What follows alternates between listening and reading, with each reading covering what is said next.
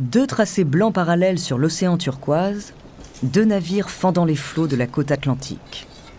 Au gouvernail de l'un d'entre eux, posté sur le pont supérieur, Benjamin Hornigold sait qu'il touche au but. C'est une belle journée pour être un pirate.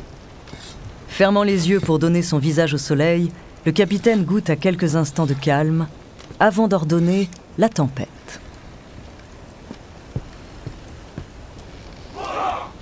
Cible en vue. Les 2 vaisseaux se séparent l'un de l'autre afin d'encercler leur proie, et vu leur vitesse, ce n'est qu'une question de minutes avant qu'ils ne la rattrapent. Après 3 jours et 3 nuits de poursuite, les pirates brûlent d'impatience. Pour ces hommes, il n'y a pas d'ivresse plus grande que celle de savoir un trésor à portée de longue vue. Si leurs informations sont exactes, ils sont sur le point de réaliser l'une de leurs plus belles prises.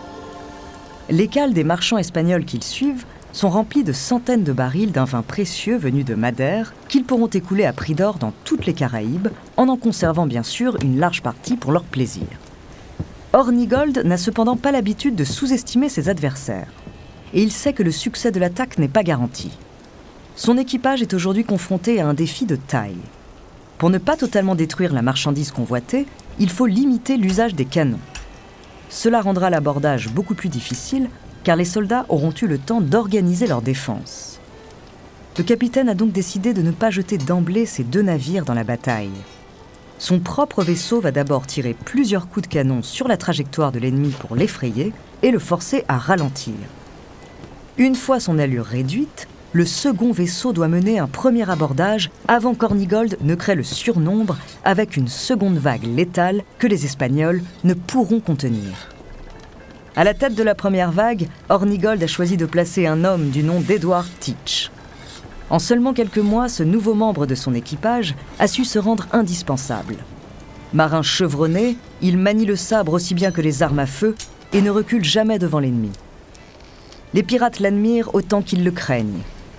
Plusieurs d'entre eux lui doivent la vie, et tous ont été témoins de la solidarité sans faille dont il fait preuve à chaque combat.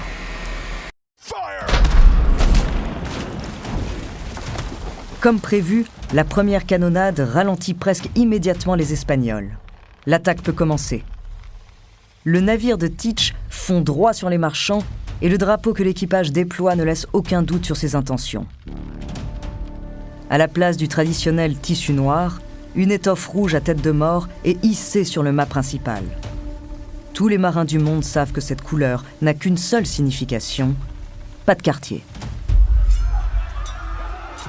Ce jour-là, Edward Teach monte encore le premier sur le pont du navire marchand. Il embroche 2 Espagnols d'un seul coup d'épée, plonge au sol pour esquiver une baïonnette et se relève en ramassant un pistolet. Son tir fracasse la tête d'un 3e homme qui bascule par-dessus bord. Et pendant ce qui semble un instant suspendu, ses compagnons le regardent ébahi décimer une 15aine de soldats sans hésitation, comme s'il anticipait chacun de leurs mouvements. Il n'y aura pas besoin d'une seconde vague. Edward Teach a pris possession du navire à lui tout seul. L'homme à la barbe noire commence à écrire sa légende.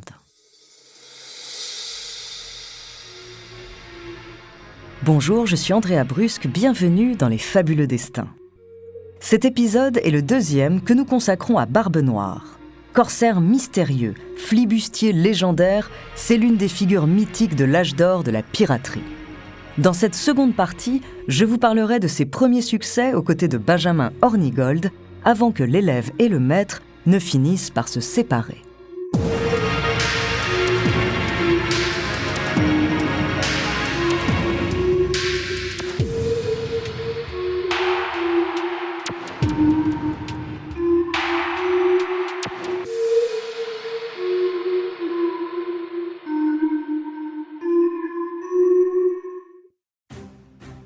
Au cours de l'année 1717, Benjamin Hornigold et ses pirates multiplient les succès dans les Caraïbes. Ils représentent une menace constante pour la marine marchande et après des mois de pillage, ils n'ont plus aucun mal à financer leurs expéditions. Si leur réputation n'est plus à faire dans la République des pirates, c'est aussi grâce à un homme en particulier qui n'a cessé de monter au sein de la hiérarchie ces derniers mois, Edward Teach. Hornigold a tout de suite remarqué ce pirate sans peur qui ne vit que pour la mer, le rhum et les combats. À Nassau, la capitale des flibustiers, on a pourtant l'habitude de croiser des forces de la nature qui exhibent tout fièrement leurs cicatrices comme autant de preuves de virilité. Mais Teach est un cas à part. Plus encore que sa large carrure, c'est surtout son impressionnante barbe qui marque les esprits. Depuis quelque temps, cette dernière lui vaut d'ailleurs un surnom qui fait l'unanimité sur l'île de New Providence, Barbe Noire. Pour autant, ça n'est évidemment pas pour son apparence qu'il est apprécié de son capitaine. Teach sait lui-même que ce ne sont pas les cicatrices, le surnom et certainement pas la barbe qui font un pirate, ce sont ses actes. Dès qu'il faut se battre, il fait donc preuve d'aptitude extraordinaire. Mais de retour sur la terre ferme, son humeur alterne entre un silence ténébreux qui tend à l'isoler de jour et un goût prononcé pour les tavernes après la nuit tombée. Outre ces silences, ce qui intrigue le plus Hornigold, c'est le niveau d'instruction dont semble avoir bénéficié son nouvel homme fort. Il sait lire et écrire, rarissime chez les pirates. Fréquemment accompagnés de Rom, les deux hommes évoquent ainsi jusqu'à tard dans la nuit les lectures qui les ont marqués. Teach cite parfois d'illustres auteurs à ses compagnons, tentant même, non sans mal, de leur enseigner des rudiments de philosophie. Quoi qu'il en soit, le respect mutuel qui se développe entre Hornigold et Teach pousse leurs ambitions toujours plus loin. En associant l'expérience du premier à la témérité féroce du second, ils rêvent d'asseoir une domination totale sur les Caraïbes. Aujourd'hui, leurs deux navires s'apprêtent à mener un abordage des plus audacieux. Au sud-est de Porto Rico, ils vont tenter d'intercepter une frégate française de 300 tonnes armée de 40 canons, le Concorde. Bien qu'en infériorité numérique et moins bien armés, les pirates possèdent un avantage de taille sur le navire français. Leurs deux sloops, des vaisseaux légers, rapides, armés chacun d'une dizaine de canons, vont leur permettre de harceler le navire tout en le contournant sans cesse pour ne pas s'exposer à son artillerie dévastatrice. Ralenti, comme encombré par son poids, le Concorde peine à exploiter sa puissance de feu et se voit infliger des tirs d'une précision chirurgicale. Les Français subissent de lourdes pertes en plus de voir leurs précieux canons démolis les uns après les autres. Tels des requins cernant progressivement leur proie, les sloops effectuent des cercles de plus en plus proches de la frégate. Ils comptent finir par aborder le navire des deux côtés. Cependant, les pirates souhaitent éviter d'affronter au corps à corps des dizaines de soldats de métier. Ils préféreraient leur laisser la vie sauve pourvu qu'ils se rendent. Pour les inciter à déposer les armes, les sloops ne hissent pas leur drapeau rouge, mais leur drapeau noir, donnant le signal qu'ils n'ont pas l'intention d'exterminer les Français à tout prix. Leur stratégie s'avère payante.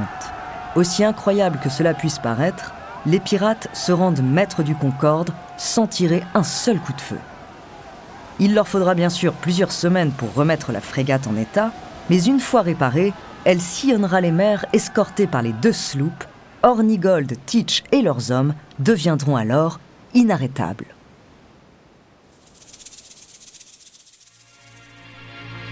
Avant de continuer cet épisode, nous voulions vous remercier pour votre écoute. Si vous voulez continuer de nous soutenir, abonnez-vous à la chaîne Bababam Plus sur Apple Podcast. Cela vous permettra une écoute sans interruption.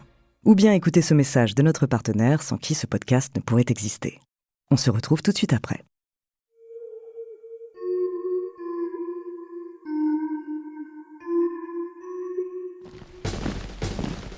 La couronne britannique a longtemps tergiversé, mais elle a finalement décidé de mettre un terme aux activités pirates en mer des Caraïbes. Cela fait trop d'années que les anciens corsaires perturbent à la fois son commerce et les efforts diplomatiques qu'elle déploie pour pacifier ses rapports avec ses voisins. 10 navires anglais, lourdement armés, sont sur le point de quitter Bristol. Chacun de ces vaisseaux de guerre transporte des dizaines de canons et au total, près de 300 soldats vont appareiller vers le Nouveau Monde. Woodes Rogers, un commandant expérimenté, s'est vu confier la charge de mener l'expédition. Il est porteur d'un message clair. Les pirates qui déposeront leurs armes obtiendront le pardon du roi.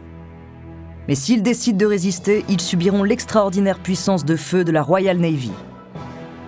Pour que son message ne souffre aucune ambiguïté, Rogers a insisté pour transporter avec lui des milliers de brochures qu'il entend répandre dans les ports caribéens. Le choix qu'il offre au hors-la-loi s'y trouve résumé par 2 dessins limpides, le sceau du roi ou le nœud d'une corde, accompagné par la mention « Pirates, vous voilà prévenus ». S'il y a peu d'équipages qui, au sein de la République pirate, peuvent rivaliser avec l'armée anglaise, celui d'Hornigold et Teach en est capable. Mais l'ultimatum posé par Rogers va diviser pour la première fois cet équipage dont la cohésion semblait jusqu'ici immuable. Depuis qu'il sévit dans les Caraïbes et en souvenir des années durant lesquelles il a défendu la bannière de son roi, Hornigold a toujours catégoriquement refusé d'attaquer des navires anglais. Le capitaine se trouve donc à la croisée des chemins. Il y a 4 ans, quand il a choisi d'embrasser la piraterie, son équipage l'avait suivi comme un seul homme. Aujourd'hui, il ne peut se résoudre à trahir une seconde fois sa patrie. Il ne sait pas encore que cette fois, la plupart de ces hommes ne partagent pas son nouvel état d'esprit.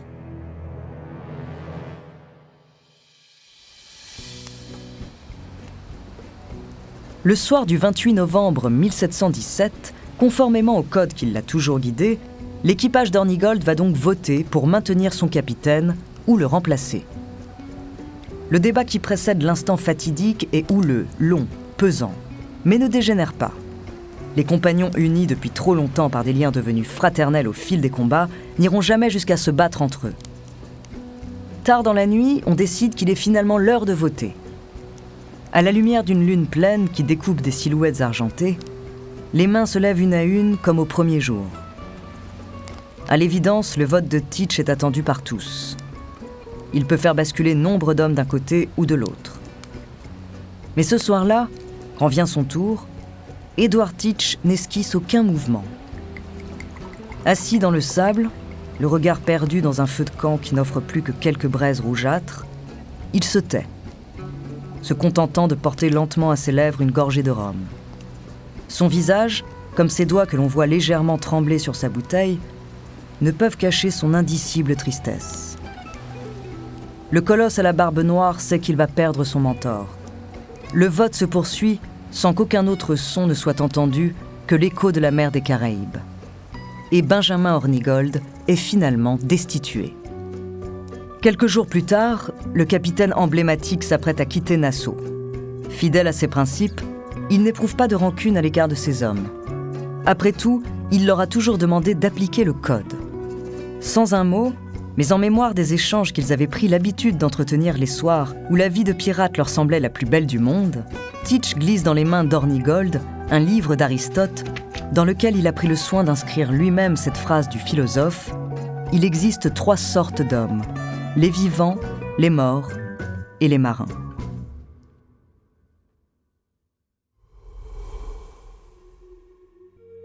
Merci d'avoir écouté cet épisode des Fabuleux Destins, écrit par Clément Prévost, réalisé par Raphaël Menou. Dans le prochain épisode, je vous parlerai du coup le plus éclatant de Barbe Noire, le blocus de Charleston. En attendant, si cet épisode vous a plu, n'hésitez pas à laisser des commentaires et des étoiles sur vos applis de podcast préférés.